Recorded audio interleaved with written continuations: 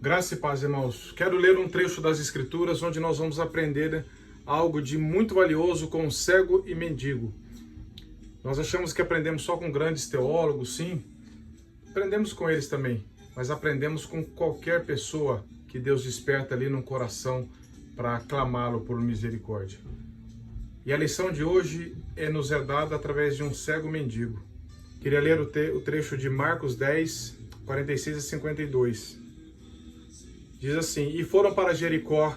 Quando Jesus saía de Jericó, juntamente com os discípulos e numerosa multidão, Bartimeu, um cego mendigo, filho de Timeu, estava sentado à beira do caminho, e ouvindo que era Jesus o Nazareno, começou a gritar: Jesus, filho de Davi, tenha compaixão de mim. E muitos o repreendiam para que se calasse, mas ele gritava cada vez mais: Jesus, filho de Davi, tem compaixão de mim. Jesus parou e disse: Chamem o cego.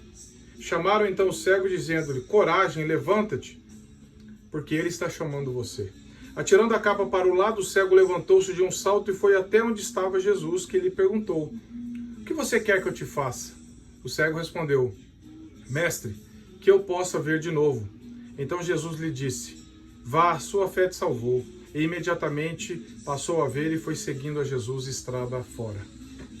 Muitas lições podemos tirar aqui, mas apenas breves apontamentos. Primeiro, Jesus não se importa com multidões. Havia multidões seguindo Jesus. Sim, havia os discípulos, mas sempre havia uma multidão desinformada ou interessada em outras coisas. E na beira do caminho havia um cego mendigo, provavelmente muito conhecido, porque fala até que ele era filho de Timeu, fala até o nome do pai dele. Provavelmente alguém já discriminado pela sociedade ali, sem esperança. E de repente esse homem percebe que Jesus está passando pelo barulho da multidão, pelo que ele ouvia, e ele começa a gritar.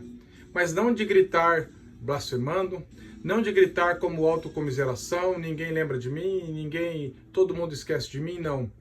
Ele trouxe um pedido do coração dele, que o Espírito Santo já estava despertando nele essa necessidade. Ele gritou: Jesus, tem compaixão de mim. Essa oração tão curta nós já lemos em outras partes, em Lucas 18, no publicano, no ladrão da cruz.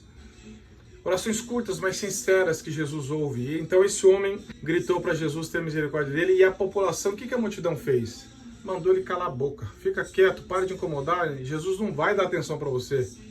Nós estamos numa comissão aqui muito mais importante, e você fica gritando. O que esse cego fez? Ao invés dele ficar discutindo com as pessoas, eu também tenho direito, fica quieto. O que o cego fez? Ele continuou na missão dele, clamar por misericórdia. O texto diz que a pessoa mandava ele calar a boca, mas ele gritava ainda mais a mesma coisa, ele não mudou o foco. O mesmo pedido que ele tinha feito, ele fez novamente: Jesus, tem compaixão de mim. Ele estava consciente da necessidade dele de Cristo.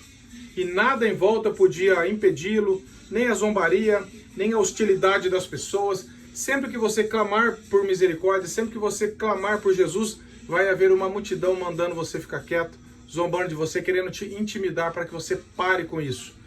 Mas se você está consciente, pela graça de Deus, da sua necessidade de Cristo, de que não há nada mais importante do que ser alvo da compaixão, da misericórdia de Cristo, nós vamos continuar clamando a despeito da pressão exterior.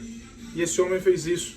E de repente Jesus, por misericórdia, ouve e manda chamá-lo, e ele vai. E Jesus, sabendo o que ele queria, mas Jesus, para dar oportunidade para ele expressar, porque Jesus sabe tudo que nós pedimos, tudo que nós necessitamos, mesmo que nós não pedimos, ele nos conhece antes que a palavra chegue à nossa boca.